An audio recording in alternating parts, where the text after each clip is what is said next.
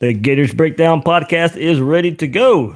I'm your host, David Waters, and you can find me on Twitter at GatorDave_SCC, and it is rivalry week. It is Florida Tennessee week, and with that, my first guest tonight, this episode of Gators Breakdown to help preview this Florida Tennessee matchup is managing editor for Last Word on College Football and Tennessee Volunteer fan Mike Loveall. Mike, we've had you on Gators Breakdown the last couple of seasons breaking this game down, and I want to thank you again for coming on here and doing it all over again. Dave, it's always a pleasure to join Gators Breakdown. Love what you've got here with Gators Breakdown. Yeah, it's you and I, we go back some time with Mark Rogers, and we started this venture as SEC Breakdown, but that was a whole lot of time consumption. So when that kind of was done, I was like, you know what, I'll keep that Breakdown name and just put Gators in front of it. Well, you've done great. You've done great there at Gators Breakdown. I really enjoy seeing the success you're having there. Thank you much. And of course, as I said, you can catch Mike and his team there at Last Word on College Football. We had Kevin McGuffey on a couple weeks ago previewing the Florida-Kentucky matchup. So, Mike, good work that you guys have there going on, covering many teams in college football. And, of course, you cover you got the Tennessee side of things, Kevin with Kentucky. There's some Florida coverage there. A lot of other teams in college football covered there in college football in general. Yeah, we try to go across the college landscape. We cover almost as many teams as we can. We don't have a full complement yet, but check us out, lastwordoncollegefootball.com, and check me out at MikeL_LWS on Twitter. Gladly field some questions from any of your viewers, Gator fan viewers, at any time. Yeah, heck yeah. There we go. Mike, not too long ago, you and I joined Mark Rogers to discuss our history with the Florida-Tennessee game, and talked about our favorite memories and such, and how important this rivalry is for both schools. So everybody, if you want to go out there, go Mark Rogers TV on YouTube, and you can see Mike and there having some fun with this rivalry. Yeah, it's a little bit more fun for you and your team than it is for us. But it is a great rivalry. It's a modern rivalry. It's not the historic SEC rivalry as maybe Florida Georgia or Auburn Georgia or Tennessee Alabama is. But it is what I call a modern SEC rivalry, and a lot of drama there. Some intrigue with the Facts Gate. Some horribly blown calls. Gaffney still did not catch the ball. Mike, about that too. I was listening to Steve Spurrier on Sirius Radio today. Even he admits it wasn't a catch. Oh yeah, I mean, I know. And Ron Zook has admitted that he received the facts. So I mean, it's all out there. Some bad calls. Some great players: Peyton Manning, Danny Werfel, Tim Tebow. Some great players on both sides of the ball. So and it kind of the ups and downs of college football. So I think this rivalry, for being a modern rivalry, really has a lot of great aspects in it. Two fan bases that don't really like each other very much, and that's okay. That's kind of the spirit of college football. But yeah, it's a great modern rivalry. It's a rivalry that you and I grew up in. Sometimes it's kind of hard to get in touch with those old school rivalries that maybe don't have the relevancy that they do today. You think back Nebraska, Oklahoma, that used to be a great rivalry, but it was a little bit before our time. Some other rivalries like that. But this is a rivalry that you and I grew up with. So we can touch this, we can feel this rivalry. So I'm excited. It's Florida Hate Week in Tennessee, and it's Tennessee Hate Week in Gainesville. So this is really what college football is all about. Excited to renew this rivalry yet again. All righty, and later on in this episode, Neil Blackmon from Saturday Down South will join in and discuss his latest article and why this is the biggest Florida Tennessee game in the last decade. But before we get there, we'll preview the Tennessee Volunteers with Mike. But remember, you can find Gators Breakdown on news4jax.com/Gators Breakdown. You'll find all the Gators Breakdown episodes as well as articles from the News for Jax sports team. That's news4jax.com/Gators Breakdown. And find Gators Breakdown on iTunes, Google Play, here live on YouTube, or you can go back and watch the video version on YouTube if you want, and catch us on social media at on Twitter and Facebook at Gators Breakdown. So, Mike, coming in to this game, it's really tough to know where these teams are coming into this game. Neither's looked all that great against the one Power 5 team they've faced, and of course Florida in conference with Kentucky and Tennessee with West Virginia in the opener. It's hard to, and it's also hard to know what to take away from the two opponents they've both should blow out, and they did. Are you like me and looking at this game that it's tough to get a read on what we'll see Saturday night? Yeah, I really am. I think for Tennessee fans, it's a little bit harder to get a read. A lot of new guys coming in. Of course, as soon as I say that, Brandon Kennedy, transfer offensive lineman from Alabama, come in. I thought he was going to be the most important guy that transferred in. He's injured after the second week of practice, or the week after the first game of practice, so he's not there. Keller Chris, transfer from Stanford. He is clearly the number 2 quarterback. Jarrett Guarantano has taken command of the starting quarterback role, so he's not really in there. Mondre London is one of the 4 cadre there at running back, so they got a pretty, what's turning out to be a pretty deep group of running backs. But I think the big transfer is Dominique Wood-Anderson there at tight end. I think he's going to be a key to this game. So the reason I say that is because I've contended ever since spring ball that the Tennessee team this year is going to look a lot different in November than it looks in September. We still really don't know what we have on our hands with Tennessee. Go back to West Virginia, a lot of mental mistakes on offense to start the game, and a lot of defensive breakdowns in the second half to finish the game. But there has been a little bit of improvement. If you watch the film, a little bit of improvement from week 1 to week 2 and week 2 to week 3. I still don't think Tennessee fans are comfortable that they know the identity with this team or the potential of this team. Is it a 3-win team, or is it possibly a 6 or 7-win team? I don't think we know that yet. They're in Knoxville.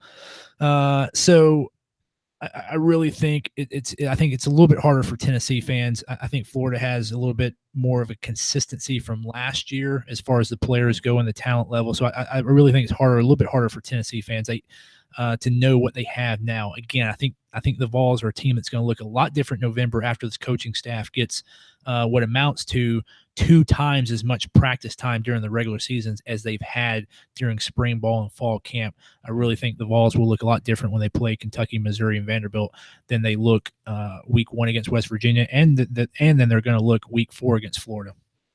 You go back to week 1, Mike, and it was the marquee game so far for Tennessee, and we're able to hang around for a half with West Virginia, but kind of the offensive woes from last year crept back up, and too many maybe dinks and dunk passes, not enough big plays. You got to hit big plays if you're going to keep up with West Virginia.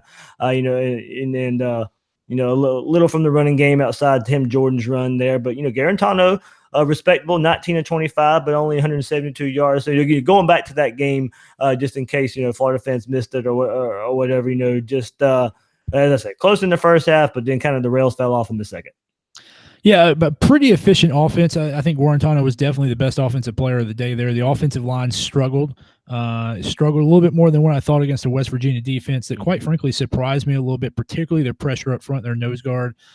Defensive tackle up front there just created havoc in the backfield, and our offensive line just wasn't able to handle that. Guarantano looked good. The defense managed well up until the midway through the third quarter, and then Will Greer got on fire and just kind of carved up the defensive secondary. A lot of young guys in our defensive secondary, and he took advantage of pretty much every mistake they made in the second half, particularly on the corner blitz. The safeties weren't able to get up to cover the deep half or on the side where the safety blitz, and he had 3 or 4 big time plays all off one defensive call, the corner blitz, where the safety wasn't able to get over and provide that over the top coverage.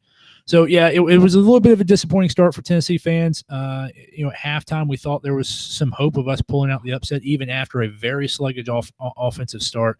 But West Virginia pulled away in the second half, and Tennessee fans, after a rain delay at halftime, West Virginia pulled away in the second half. Tennessee fans left Charlotte pretty disappointed and kind of resigned to another rebuilding year, as opposed to maybe an impactful first year under new head coach Jeremy Pruitt. All right, and we'll start there at quarterback with Guarantano. And I put this stat out there on the last episode of Gators Breakdown, and pretty impressive here. One of 4 quarterbacks without an interception in the SEC this year, and only below Jake Fromm for his percentage of completed passes. Jake Fromm at 80.4, Guarantano was 72.2. So he's taking care of the ball there and completing the passes. And under Pruitt, we probably thought we might see this power run team and then try and hit the big plays through play action and stretch the field vertically there. Guarantano, a little bit of RPOs in the offense now from what I've seen and looking at it. So it'd be interesting if they try and open up this passing game versus Florida. The yardage isn't really there in the passing game so far. And maybe Tyson Helton maybe coming in, maybe dialing up some quick throws to help Guarantano and the offensive line. Yeah, well, I think well, first of all, Gorentano's looked the best offensive player to me through the first 3 games. I don't think any player looks more better than last year than Jarrett Gorentano. It's amazing what a quarterback coach will do for a quarterback. So it's great to have a quarterback coach on the staff there. And he looks really good, very efficient. You mentioned the stats, very efficient, not big yards, but that's okay. I think the biggest problem with the passing game so far has been the lack of confidence in the ability of the offensive line to protect Gorentano, to give him 3 or 4 seconds of protection to go downfield, and that's why you see a lot of 10-yard outs, a lot of 6-yard outs, and a lot of passes to the running back side of the backfield. But I think Tennessee's passing game can be effective. They've got a lot of talent on the outside. Juwan Jennings and Marquez Callaway are big bodies. You can depend on those guys when it's 3rd and 4, 3rd and 5. You can throw the out route, and you know that their bodies are big enough. They can shield the defender, and you can trust them to make the catch. Gorentano has been very accurate on everything inside 15 yards. And then you have two guys who have shown deep play ability so far, Josh Palmer and Brandon Johnson, with speed, tall guys, and all 4 of those guys, Callaway, Jennings, Palmer, and Johnson, can all be effective weapons in the red zone. They're all tall guys, and they're all pretty well built frames that can go up and high point the ball and can be used in the red zone. And then you add in Dominique Wood-Anderson, who is a tremendous athlete. I think you're going to see a lot of him on Saturday, particularly exploiting that middle, because I think Florida is going to bring some pressure, and I think that's going to leave some space across the middle. And I look to Gorentano to target Wood-Anderson quite a bit on Saturday.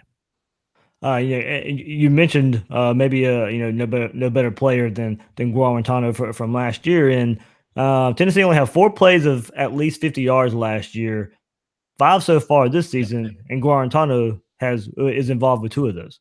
Right, and here's going back to Gorentano. Yeah, the offense has shown the potential to be much better than last year. Again, it all revolves around the offensive line.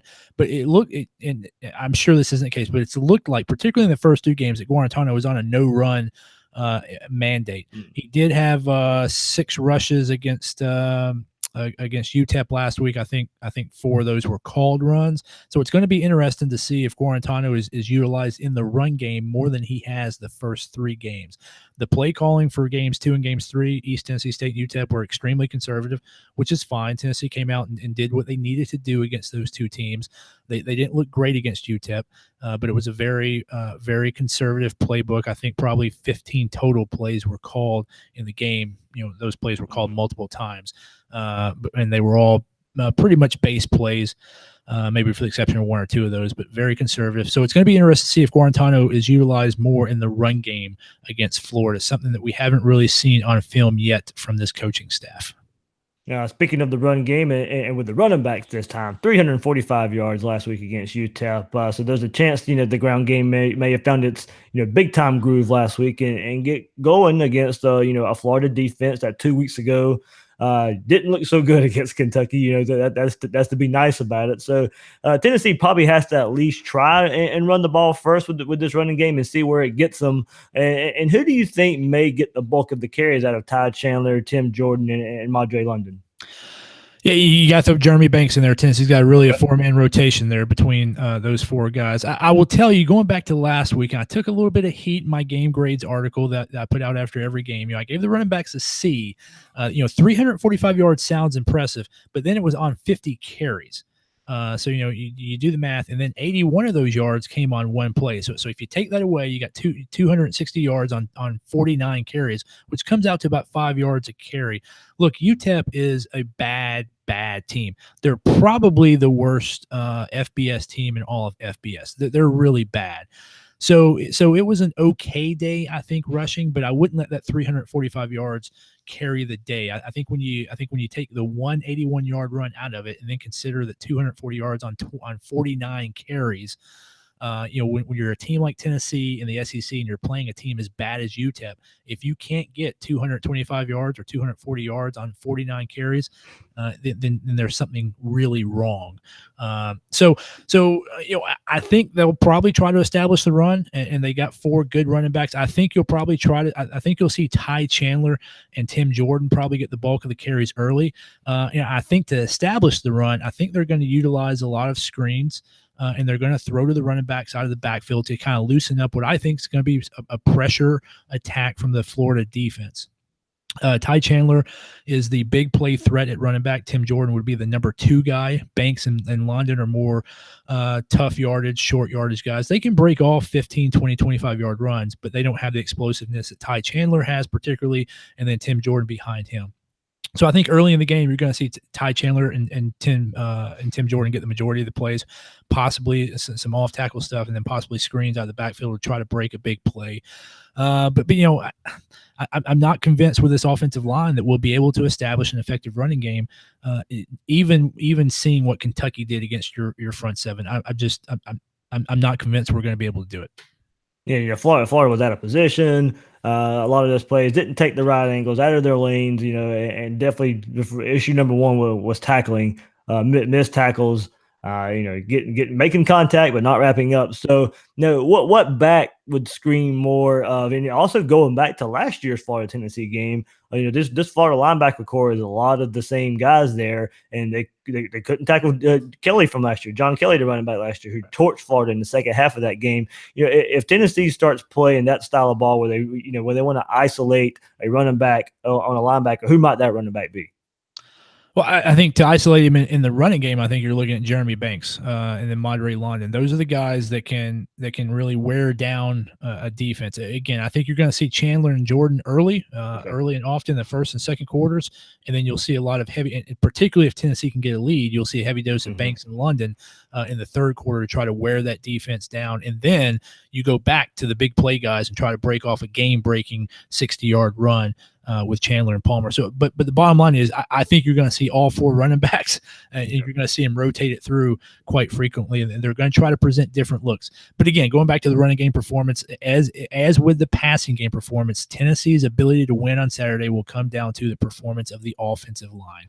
A stable of 4 really good running backs, a quarterback who's looked good, and some talented receivers. It's all going to come down, however, to the offensive line. Can they open a hole? Can they keep the defensive front 4 for Florida out of the backfield? And can they pass protect for Guarantano to give him time to find those talented receivers downfield? Mike, of course, the Florida offensive line is much maligned as well, much like Tennessee there, and from the Florida side of things, it's we look at it as a mentality left over from Jim McElwain, and those guys having to come around to that. It's the 3rd offensive line coach in 3 years, and they're learning a new system. They're learning on the fly. What seems to be the issue of the Tennessee offensive line? Is it a mentality? Is it more of a lack of physical presence? Is it a lack of toughness? What do you see the issue there? Well, yeah, I don't think it's a lack of wantingness or necessarily a lack of physicality. I think it's a lack of physicalness rather than physicality. They've got to get bigger, and they've got to get better. But they've got to execute.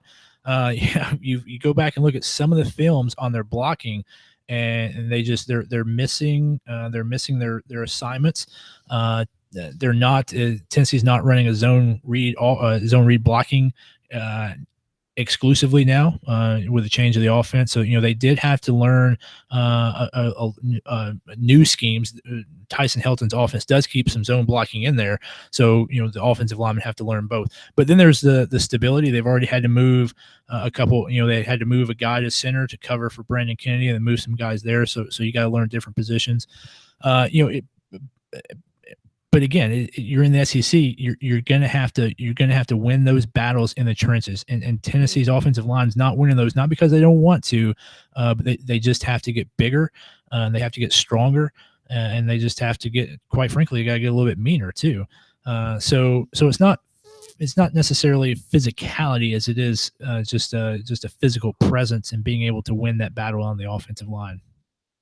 All right, Mike Loveall from Last Word on College Football joining us here on Gators Breakdown, previewing these Tennessee Volunteers. And we'll move to the other side of the ball, Mike. And defensively, Tennessee looked a little more comfortable in its third game in this new system and Jeremy Pruitt's system at that, albeit against the weaker competition. But, a shutout is always impressive. And, of course, many expected Tennessee to struggle West Virginia in that passing attack early in the year. But let's be fair, many defenses would out there. So, Mike, where have you seen improvement on the defensive side of the ball from game 1 to game 3, no matter who the opponent is? Well, from game 1 to game 3, the defensive backs, I think, were the biggest improvement.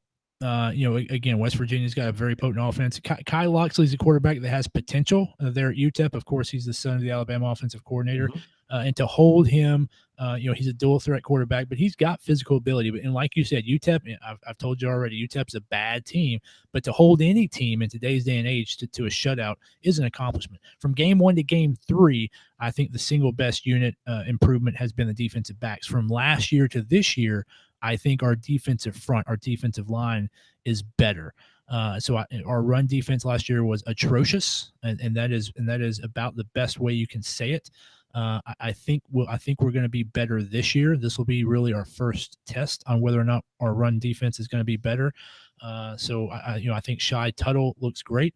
I think Emmett Gooden is on his way to being impactful. If we could just get a pass rush from Jonathan Kongbo, the outside linebacker, taking a lot of heat as a bust. He hasn't really put up any numbers. I think we'll be able to make some moves. But as far as the defensive line goes, I think those guys are probably the biggest improvement from last year to this year. As far as game 1 to game 3, it's the defensive backfield. A lot of young guys back there. A lot of young guys, talented. But in the backfield, if you miss your assignment, you just gave up a 60-yard touchdown. So, it's very magnified back there. Yeah, and and going back to last year, the starting corners are gone, but safeties Nigel Warrior and Micah Abernathy finished second and third on the tackling last season, and they're up there in the top 4 in tackling so far this year as well. What's the story on the defensive backfield so far this season as the safeties are actually leading the way and kind of leading that group? Yeah, it's funny you say that, and you kind of pick that up out of the stat line. But I really think both of those guys have kind of had a little bit of a disappointing season so far. Particularly Nigel Warrior. He was a guy looked at to come into the season and really break out and have a conference, maybe an all-conference level, an all-conference type of season. He's got tremendous ability. He's a legacy guy there at Tennessee. His dad was an All-Pro defensive back in the NFL for many years. I think when you look at those stats, those might be the things that pop off on the paper, but really I think those two guys have kind of underperformed a little bit, particularly in the passing in the pass defense scheme. When your safeties are your leading tacklers, that's not as bad as your cornerbacks being leading tacklers, but it's not ideal for your team. You'd really like those two. I'm glad you said that, because that was one thing I did notice last year, but you mentioned it with the defensive line not being so up to par, then it falls back on your safeties. Right. In a 3-4 defense, you really want your middle linebackers to be the guys that rack up the tackles. So, having the safeties as the leading tacklers is probably not the best stat to reflect where the defense is at. But, so we'll see. I think both of those guys have disappointed a little bit early in the season, particularly in the passing defense. But to stop a conference that's a run heavy conference, your safeties have to be able to step up and play in the run defense, and those two guys have done that so far. So again, going back to Tennessee fans don't really know what they have. A little bit disappointment with the safeties, a little bit of happiness that they're able to help out in a run game and a run defense that's getting better, hopefully. So again, Tennessee fans don't really know what we have back there, but they have been a little bit disappointed, particularly in Nigel Warrior in the passing defense department so far. Of course, you mentioned you like to see your linebackers leading up there in tackles, and it's no surprise to see Darren Kirkland, and Daniel Batuli leading their way up there. That I think that's a good set of linebackers to do something with in this Jeremy Pruitt defense. Yeah, Tennessee has some potential there, particularly Darren Kirkland Jr., who was out most of last year with an injury. Daniel Patulli, who looks really good so far early in the season. Will Ignont has looked good as well. They've got a linebacking core that can make some noise. They were kind of absent during the West Virginia game. They really didn't show up on the stat sheet, and you really couldn't. They really didn't make an impact in the game. They played much better against ETSU and still a little bit better against UTEP. And they'll be tested this week against Florida. And to a large degree, I think Tennessee's ability to stop Florida and prevent Florida from having long drives is going to come down to the linebackers. If Tennessee can focus, if the linebackers can stop the run and force Florida into a one-dimensional attack, I think Tennessee has a chance to win the game. But it's really going to come down to the front seven's ability to really clamp down and stop the Florida running attack. And that's really going to be up to the linebackers. Mike, for Florida fans who haven't really got to see a whole lot of Tennessee and going back to the spring, and now we're in rivalry week, big game, his first taste, Jeremy Pruitt's first taste of Florida Tennessee. What's been the biggest positive takeaway from Jeremy Pruitt so far? Accountability. I think if you ask 100 Tennessee fans, 98 of them will say accountability, and then the other 2 would say cornbread. But accountability. You have to explain cornbread after this.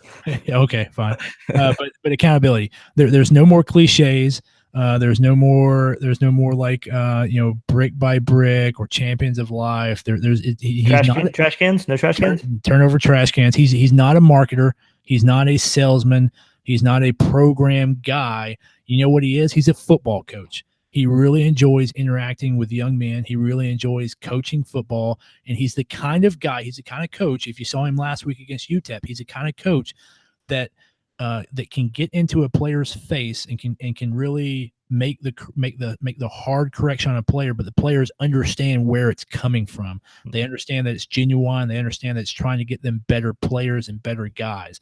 In the past, Tennessee, for the past few administrations at Tennessee, you've seen coaches who were kind of showboats, not saying any names, or salesmen with gimmicks, or guys who, wore orange pants. It was such a departure from what Tennessee has always been. Tennessee has always been a Tennessee school with a Tennessee guy, and they've always been about just football. And that's really what, guys like me grew up in Tennessee. It was about football. It wasn't about showmanship. It wasn't LA football like USC and UCLA. And that, that's not a derogatory statement. That's just kind of how, the Hollywood football. It wasn't, Big 12 football where it was all about throwing the ball around. It was about Tennessee football.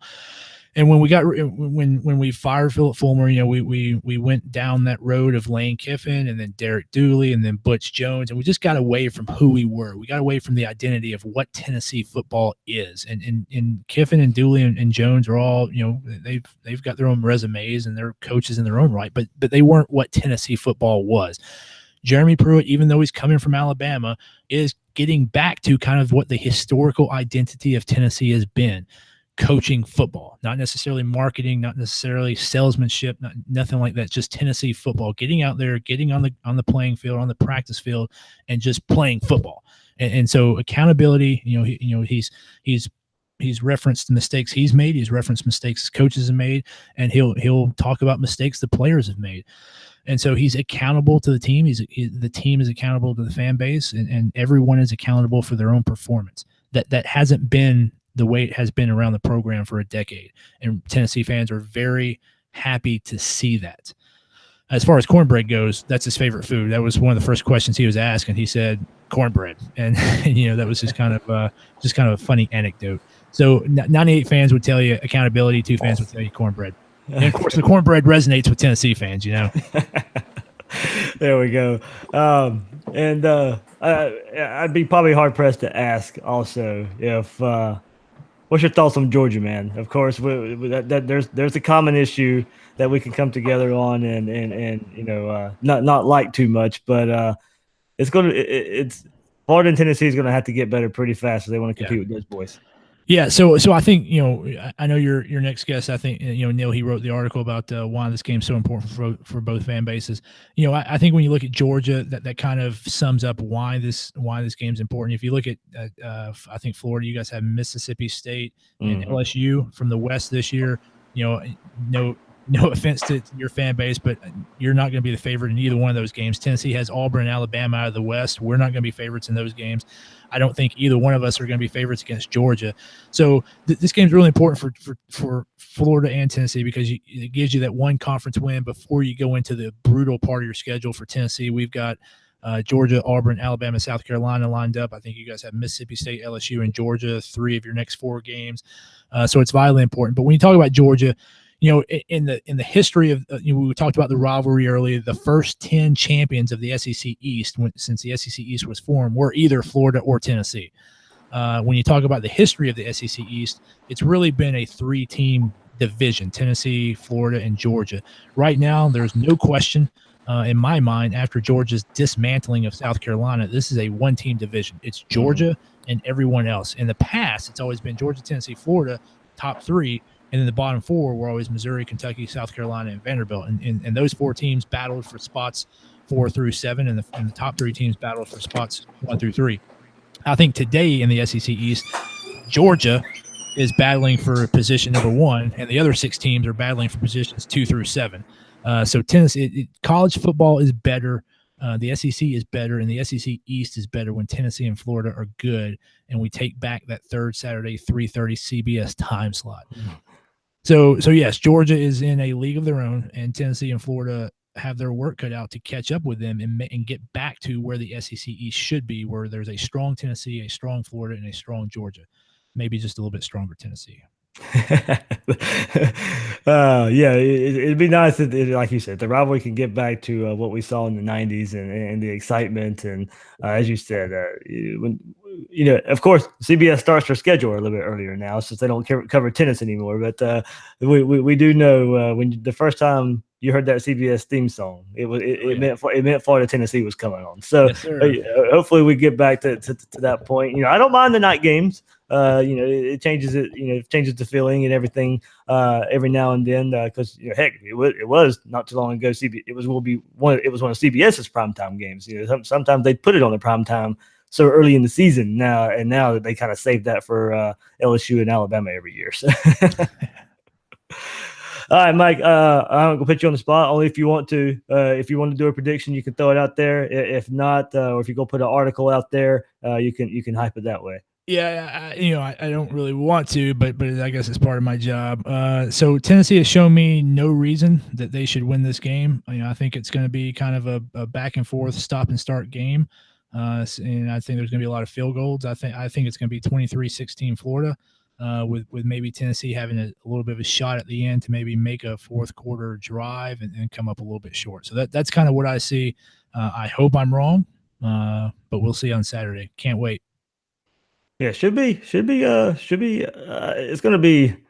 I don't know. I think both fan bases can't figure out where they're at right now, and looking at it as a whole, I think Florida fans can see reasons they're going to lose or win, and Tennessee fans can see reasons they're going to lose or win. So, it's just I haven't made my full prediction yet either, but I have zero confidence in my prediction. By the way. I'm trying to figure out how to get Neil off the mute here. Would not be taking that to the bank. All right, let me see if I can figure that out. Mike, also looking through the rest of the year, you think it's Alabama, Georgia to finish the SEC this year? I do.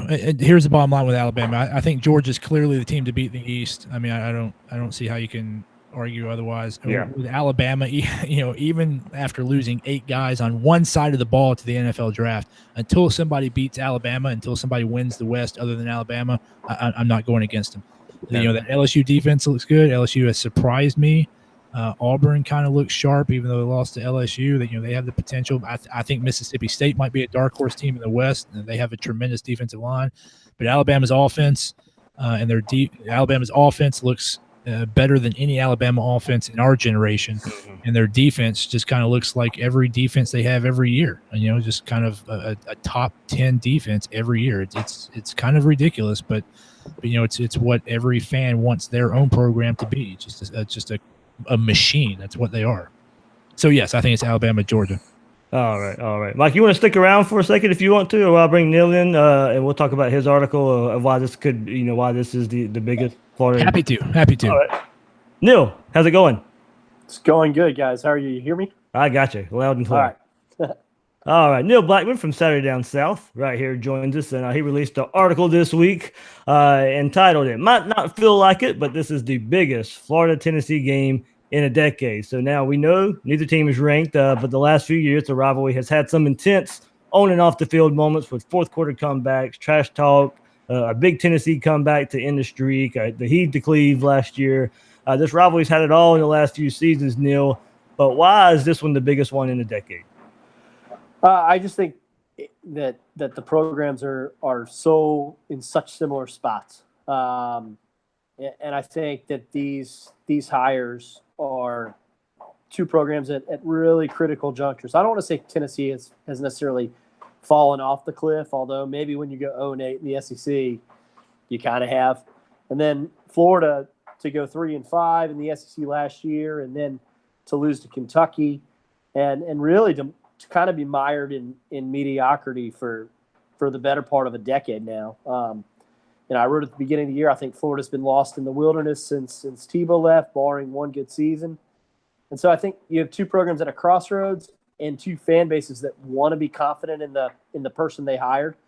Neither hired their first choice. I know they say there's never a second choice when you make a hire, but that's nonsense. We all know that that's nonsense. Pruitt wasn't Tennessee's first choice. Dan Mullen wasn't Scott Strickland's first choice.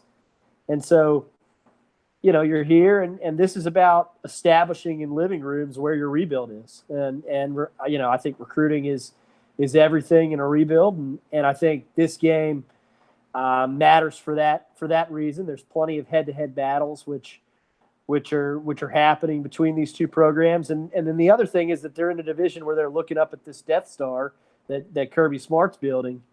And, I think the impetus is on both programs to sort of establish now that they're ahead of at least each other in terms of where the rebuild is. What's interesting to me is I think this game, having written the article that I did, I still think this game is more important for Tennessee than it is Florida, namely because I think Florida State is the most important game for Mullen in that recruiting and living room respect. And I think there's plenty of data that kind of bears that out.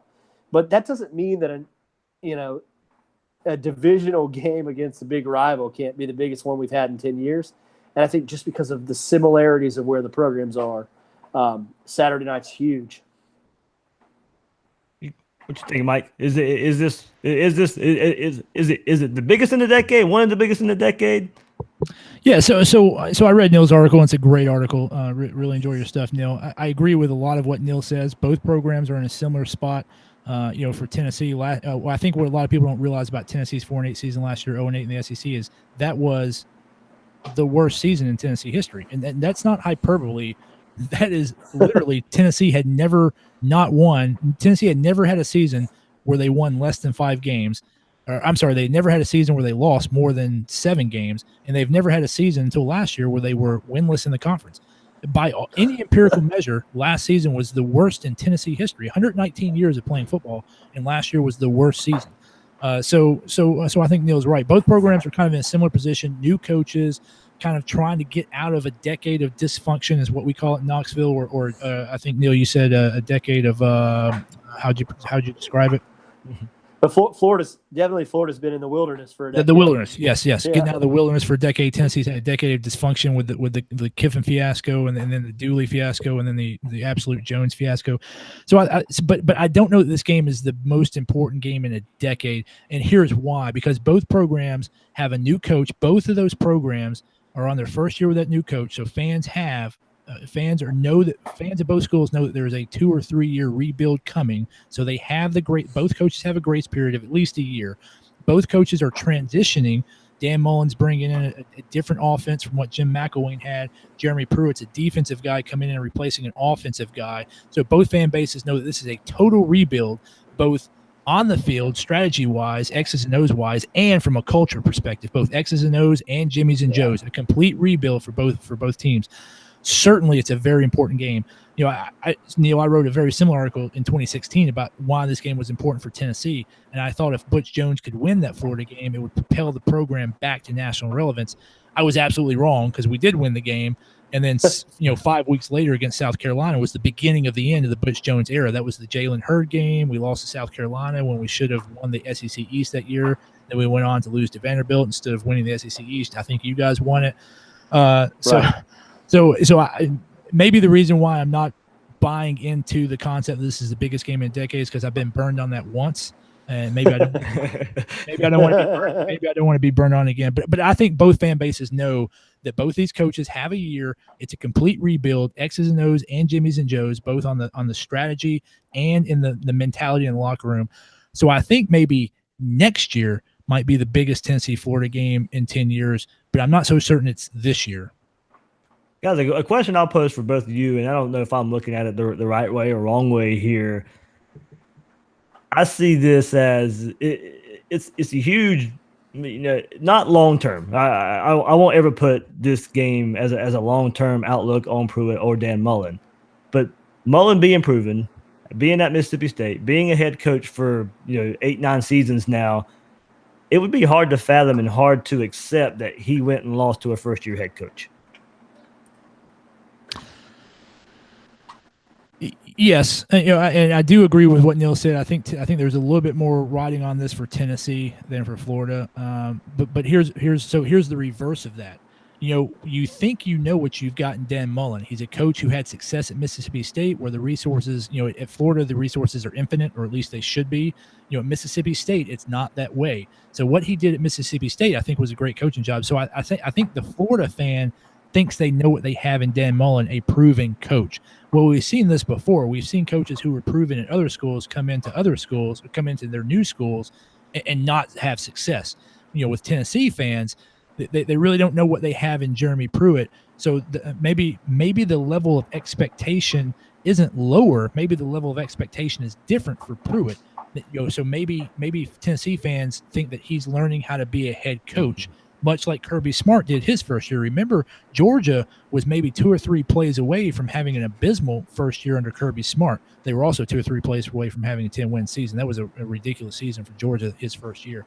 So I think maybe the level of expectations are different for Jeremy Pruitt than they are for Dan Mullen, and that might not necessarily work in Mullen's favor. I think there's a certain level of expectation, having been a previous coach and what he did at Mississippi State and what he's done before at Florida, that might kind of shape the narrative of what the Florida fan has going into this game against 2 new coaches.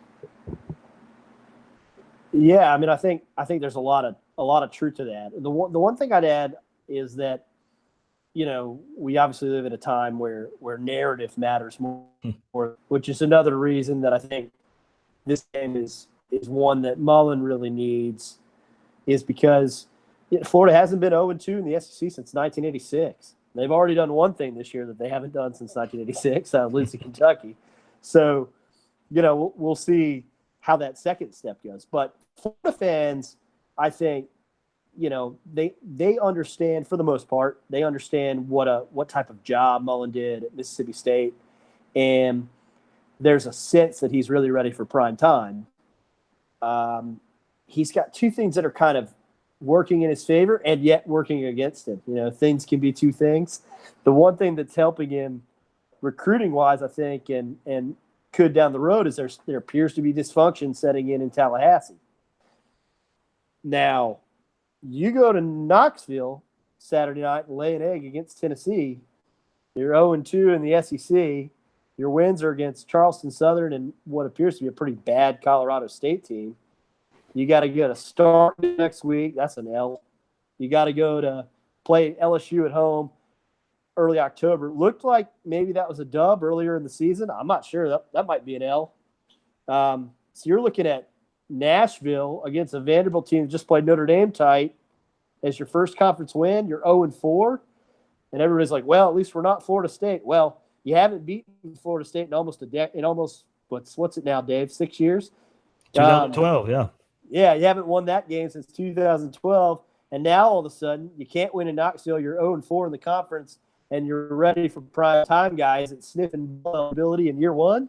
Narratives matter. I mean, that's why that's kind of why I think there's some pressure on Mullen, but it might be that pressure where if he wins, it's a relief.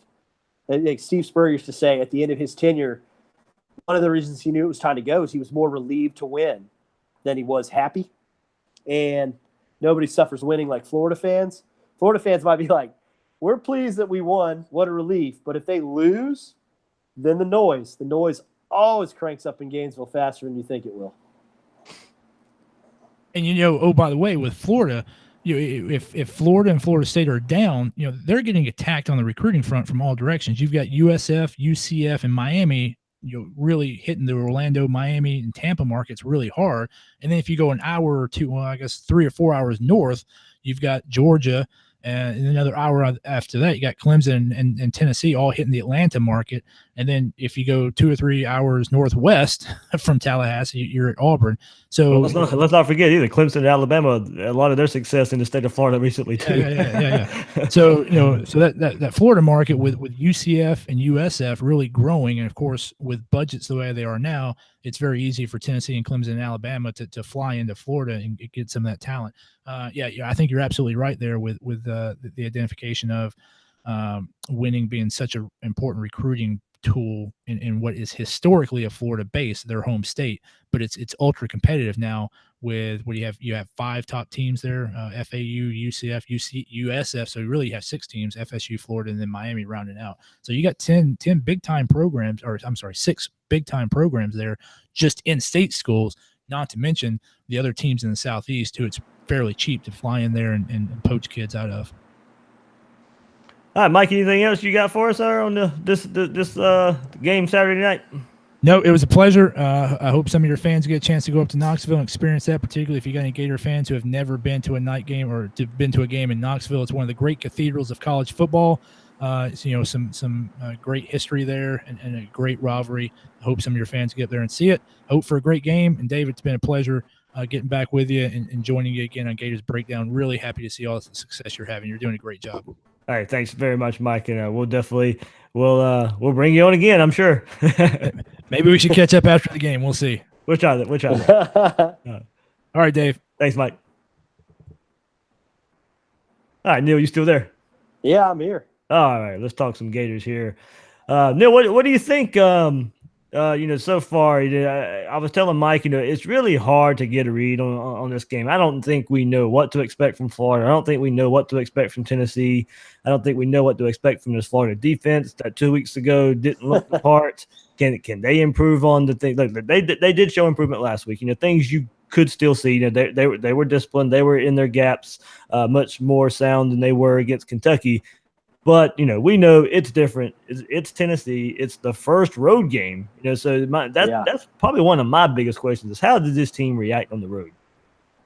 Yeah, I think that's the big one for me is I wrote an article about Felipe Franks today and just, it's his third road start, I think. So 1-1 on the road, but of course the victory came in a game he was benched.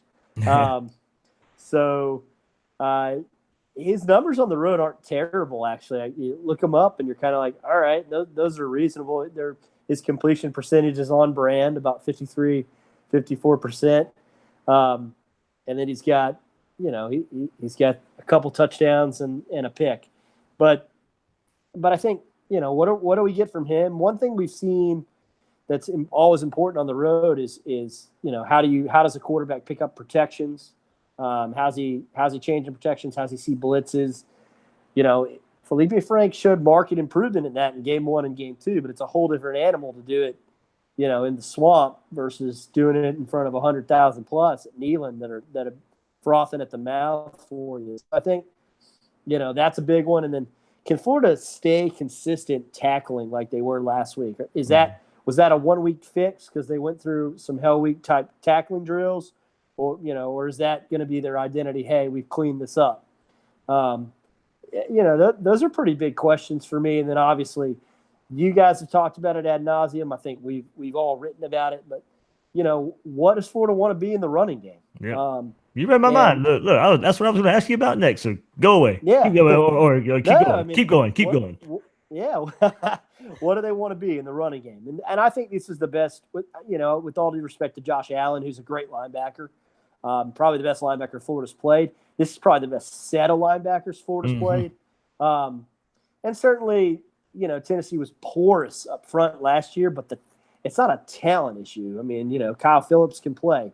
Tuttle, he can play. Kongbo can play. So they've got dudes. who does Florida want to be? Do they want to be physical at the point of attack? And then, you guys have talked about, the running back rotation. Is it easier for Coach Knox now with Davis gone, or is it time to just say, hey, Dameon Pierce is a guy, and we got to get him worked in? And so I think those are kind of the it's simple to say you got to tackle and you got to be physical at the point of attack to win a football game. But this is the SEC on the road, so you got to do those things.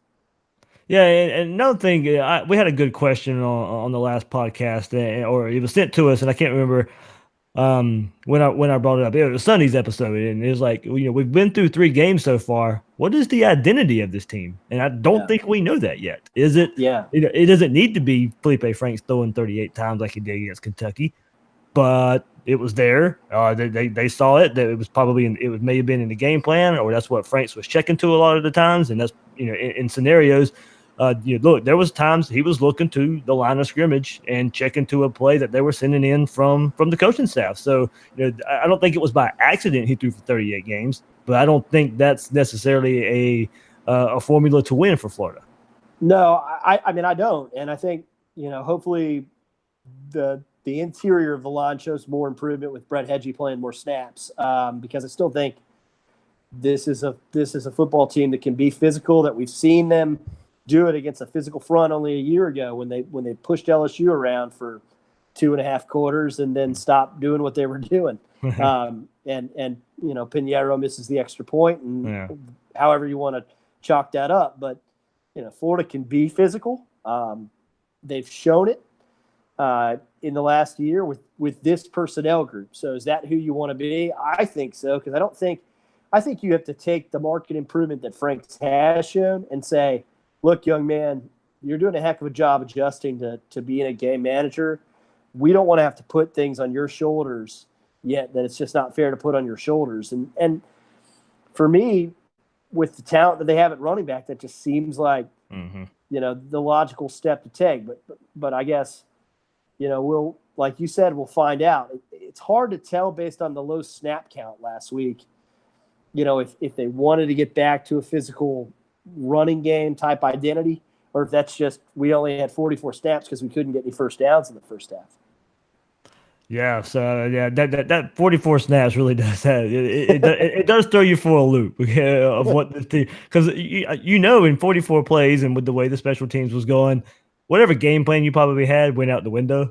Right. Because you were starting so many drives, in the red zone already, and if you had any scripted plays and all that, all that kind of stuff probably went out the window with what was going on there. So, Neil, I don't know if you were kind of maybe be surprised by the results here. Look, of course, a lot of my Twitter followers are Florida fans. Of course, they're going to be here. But I did throw out the poll question. What is your prediction for Florida versus Tennessee? And at 1,500 votes, 51%.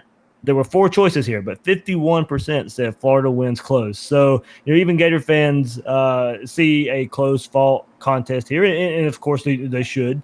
Or it was 34%, Florida wins by 10 plus, 12%, Tennessee wins close, and only 3% saying Tennessee wins by 10 plus. So, of course, I think looking at the results there, I knew a lot of Florida fans were going to pick Florida winning, but many Gator fans do see this being a close game in Knoxville. Yeah, I mean, I think it will be a close game. I think there are some areas where Florida has or should have an advantage. I mean, we keep waiting for this Florida front that we heard so much about in camp to step up and have a monstrous game. And obviously we saw flashes of it from Zuniga. And I thought CeCe Jefferson had some moments Saturday. What I thought mainly Jefferson did was just kind of brought some composure to a defense that had missed his leadership and David Reese's leadership. And that's with immense respect for what Chauncey Gardner is as a leader. But I think it helps to have one in the front 7 and then one on the back end. So, yeah, I mean, I think this is a close football game. I do think Florida's defensive line is better.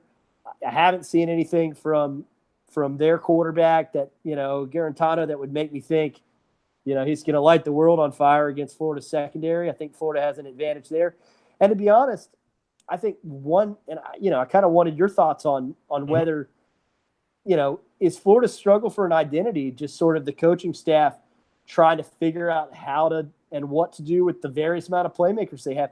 This is from a personnel standpoint. I talked to a couple of people writing some articles about Jordan Scarlett and LaMichael Pirine, but the conversations drift to receivers, and many of these NFL people said there's 2 or 3 pros in that group that Florida has, at wide receiver. So are they looking at that personnel group and going, we just match up with people, and does that complicate things? Are they still trying to figure out who they are and who they want to be as a coaching staff?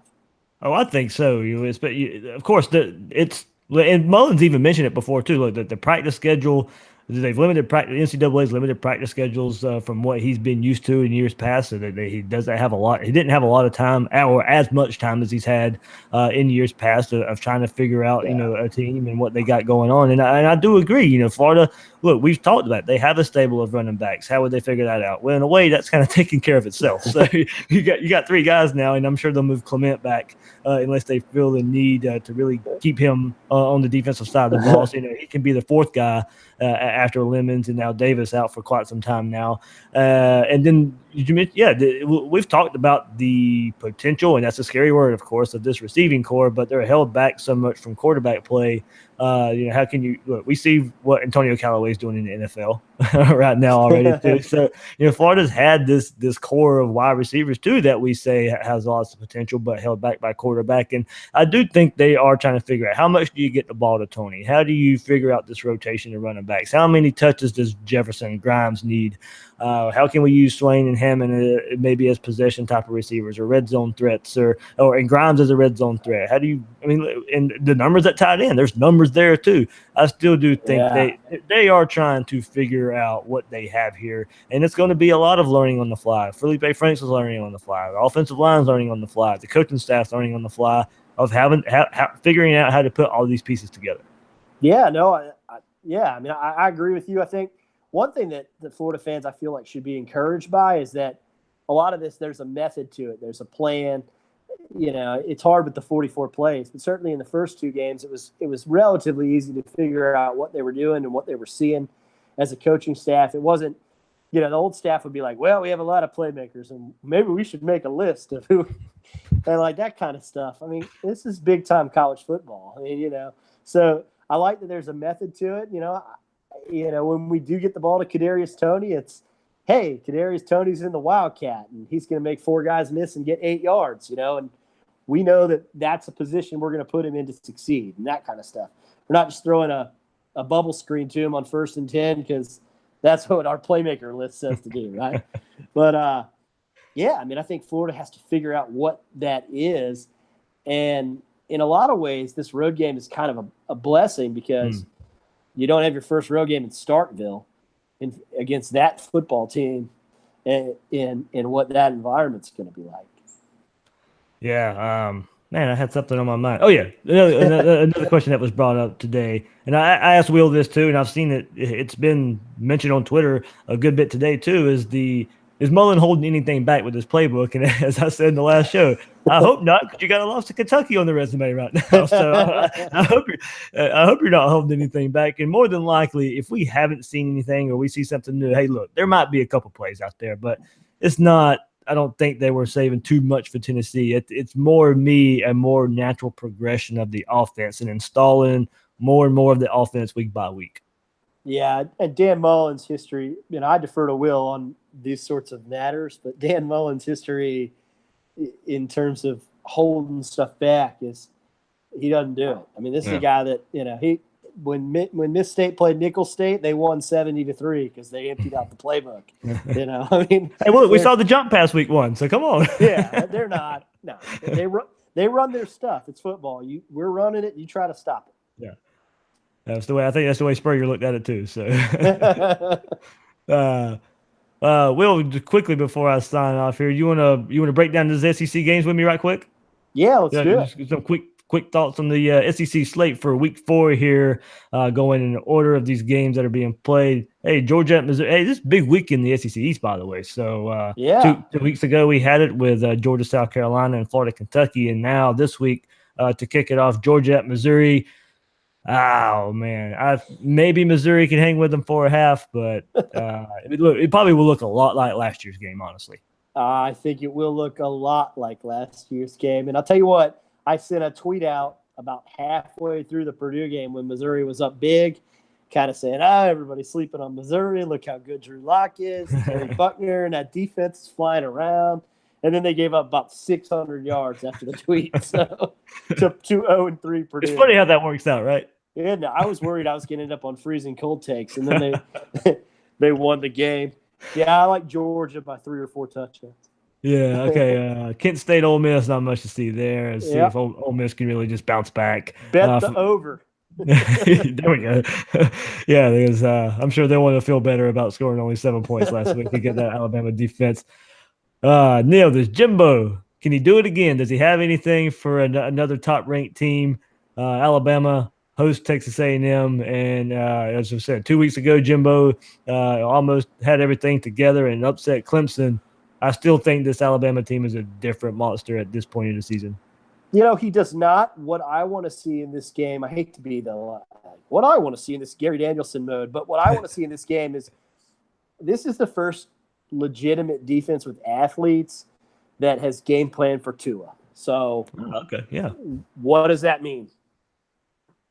You know, we'll find out. That's exactly what I wanted to see, because you didn't have a lot of film on him last year, and the most film you were going to ever have on him was the second half of the national championship game.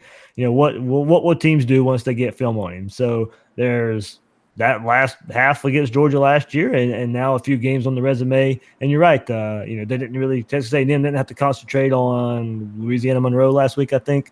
Too much, right. They could spend 2 weeks prepping for Alabama there. So yeah, that's a good point there. See, especially early on, what they can do there with Tua. South Carolina at Vanderbilt. I'm torn on this game about as much as I'm torn on Florida Tennessee right now. Carolina, the shellacking of Georgia from Georgia a couple weeks ago. Game canceled last week against Marshall. Vandy woulda, shoulda, coulda beat Notre Dame last week. Had a chance late. This is another tough game to call.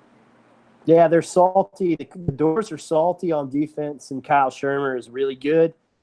I don't know if Jake Bentley's really good or not. I know he played a great game in the Outback Bowl. I like the Commodores in an upset at home. I think I might be leaning it too. I think part of it is how do they bounce back after the Notre Dame game. I'm sure a lot went into that game, but yeah, they're a better looking team than I expected to see through. I mean, look, they kind of started the same way last year. They blew up teams. I think they went to Kansas State, or Kansas State went to there and they won. Yeah. Everything was riding high, and then they played Alabama, and it all came crashing down. So we'll see if they can keep it going this year. Mississippi State, Kentucky, kind of a sneaky game. Maybe it's at Kentucky, 7:00. Both teams look pretty physical so far this year, but still think in the end Mississippi State's gonna be too much. Yeah, I think they're just too good. Kroger Field will be electric. It'll be a fun one to watch. I do a lot of, you get home from church and I'll be like, which SEC game am I gonna watch on Sunday? Jags play at 1, so probably about 5:00. But I'll be like, strap in for some Kentucky and Miss State. Man, the SEC Network needs to hire some people who would do those 1 hour condensed versions. They're running 1 hour games all day on Sunday. 1 hour YouTube version, right? Yeah, there we go. Yeah, so somebody get them up really fast. Louisiana Tech, LSU, not much to see there. LSU is just pretty much can they keep it going, keep the foot on the pedal for a week after a big win against Auburn. And then speaking of Auburn, to end the SEC slate, Arkansas at Auburn, and Neil, what a terrible look for Arkansas right now. I didn't like the hire, and I also didn't realize that Bielema just didn't leave anything behind. So even if he did it, it's still a completely different style of offense. Yeah, exactly. It's a totally different offense, and people that I think there are some people that are fascinated by the hire, and I think a lot of that was about Chad Morris's ability to access Texas in recruiting without paying much attention to the results at SMU, which just kind of. Neil, you got a prediction for Florida Tennessee you want to share, or you just? I think Florida wins on an Evan McPherson field goal that is called good from 38 yards. Hopefully it's not questionable and it's not the same crew that we had in Gainesville a couple weeks ago. Hopefully I'll have to look that up. I'll have to see. I do now. You've piqued my interest. I really want to go see if I can figure out who the ref crew is. And I want to make sure it's not the same one from 2 weeks ago. And if anything, maybe Mullen can say or request he doesn't want that crew again. So. Yeah, no doubt. Well, Dave, it's awesome to talk to you. Big fan of Gators Break. Thanks for all you do to support and promote Gator football. Hey, thank you, Neil, so much for joining me here. I'm definitely going to get you on again. Good info out there. You can get Neil. Neil, what's your Twitter handle out there? People can follow you. I'm at NW Blackmon, so pretty easy. All right, and you can follow his work on Saturday Down South. And if you're big soccer fans, Neil I know Neil has a lot of thoughts about that soccer out there too, right? That's right. That's right. All right. That's Neil Blackmon from Saturday Down South joining us here on Gators Breakdown. So, guys, thanks for listening here on this episode of Gators Breakdown. Really good preview of the Tennessee Vols and Florida Gators kicking off on Saturday night. Plenty of electricity still around this game. Maybe not national, but around Florida and Tennessee. Definitely, both teams want to win this game. Both teams want to get off to a better start in the SEC. Florida can get to 1-1 in the conference, and Tennessee start 1-0 in the conference. Big game for Dan Mullen, I think, when it's all said and done. Can't go 0-2 in the conference, especially with Mississippi State, LSU coming up. Got to get a W. Got to get a win in Knoxville. So hopefully, by the time we talk Sunday, remember, there will be a reaction episode on Sunday where we kind of review the game. But hopefully when we review and look at that game, we are talking about a Florida Gators win. People will probably ask me for my prediction. I think it's going to be pretty low scoring here, so I'm going to go 2017. And hey, look, you've heard me say it many times in this podcast. I try to be fair, try to be unbiased for the most part. But when everything is, I see it kind of even, I'll let my bias take over there. So there we go. 2017 Gators win. And I like Will's there thought. Is it going to be a late field goal or Neil's thought there? Late field goal by McPherson kind of makes a lot of sense right now. And as I said, hopefully it's not that same crew that was in the swap 2 weeks ago, and they'll call this one good if it actually is good. So Gators win, I think, 20-17, and hopefully that's the way it comes out. So guys and girls out there, you can find me on Twitter at GatorDave_SEC. And Gators Breakdown, iTunes, Google Play, newsforjacks.com/Gators Breakdown. That's how you can find Gators Breakdown. And thanks for listening to this episode, and we'll see you guys later. Go Gators, beat Tennessee.